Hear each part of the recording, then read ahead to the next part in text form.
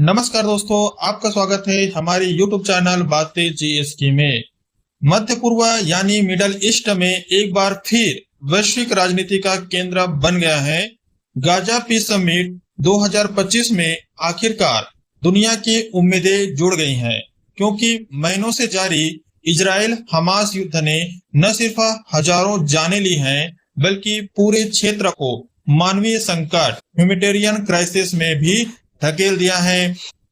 Cease fire agreement क्या है? इस समिट में एक 20 बिंदु सीज फायर प्लान का पर सहमति बनी हुई है। मुख्य बिंदु यह है कि इसमें तुरंत युद्ध विराम होना चाहिए। दूसरा है बंधकों की चरणबद्ध रिहाई होनी चाहिए। मानवीय सहायता को गाजा में प्रवेश की अनुमति देनी चाहिए। यूनाइटेड नेशन की निगरानी में पुनर्निर्माण योजना बननी चाहिए। अंतर्राष्ट्रीय निरीक्षण होनी चाहिए। इस समझौते को इजिप्ट, कतर और यूएसए ने मिलकर तैयार किया है और इस यूनाइटेड नेशन का औपचारिक समर्थन भी मिला है।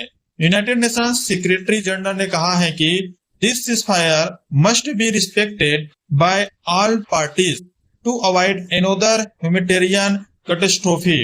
भारत ने इस समझौते का स्वागत किया है, पर साथ ही अपनी दोहरी संतुलित नीति, जिसे बैलेंस्ड डिप्लोमेसी कहा जाता है, उस पर भी बात हुई है। भारत ने साफ कहा है कि terrorism can never be justified, but protection of innocent lives is equally important. यानी भारत का रुख दो स्तर पर है। पहला है आतंकवाद के खिलाफ सख्त रुख होनी चाहिए और दूसरा है स्थायी शांति और मानवीय दृष्टिकोण के साथ संवाद को बढ़ावा भी देना होगा। भारत ने यूनाइटेड नेशन में भी कहा है, हमें टू स्टेट सॉल्यूशन की दिशा में काम करना होगा, जिसमें इजराइल की सुरक्षा भी हो सके और फिलिस्तीन के आत्मनिर्णय यानी सेल्फ डिटर्मिनेशन दोनों को सम्मान मिल सके।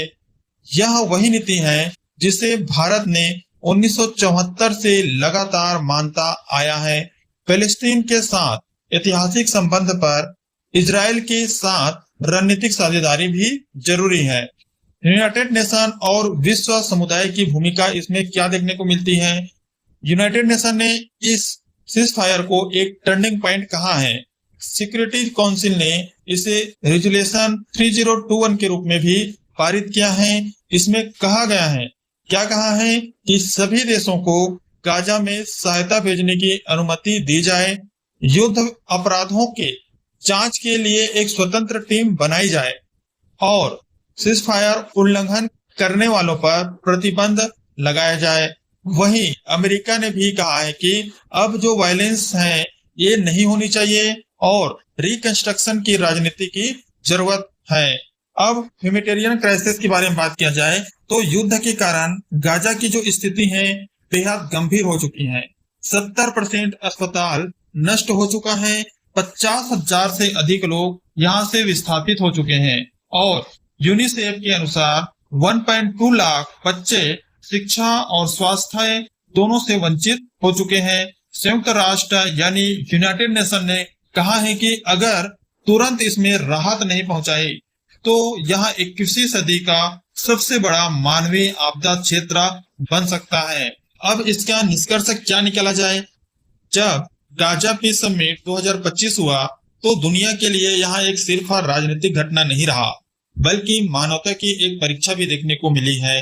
भारत का बैलेंस्ड फॉरेन पॉलिसी अप्रोच इस बात का प्रतीक है कि कूटनीति यानी डिप्लोमेसी और संवेदना एम्पैथी दोनों साथ साथ चल सकते हैं। अगर ये जो सीज फायर है सफल हो जाता है तो यहाँ न सिर्फ गाजा को बल्कि पूरे विश्व को राहत देगा, और अगर ये असफल रह जाता है तो यहाँ फिर से वही पुराने घाव खोलेंगे जिनकी कीमत आम नागरिकों को चुकानी पड़ेगी। शांति सिर्फ हथियार छोड़ने से नहीं आती है, बल्कि भरोसे और सम्मान से बनती है। ये जो सीज फायर है जो गाजा समिट हुआ है 2025, इसमें इजराइल और फिलिस्तीन दोनों को अलग अलग देश के रूप में देखा जाना चाहिए और जिस हिसाब से पहले से जिसमें मान्यता प्राप्त हुई थी उसे बनाए रखना चाहिए।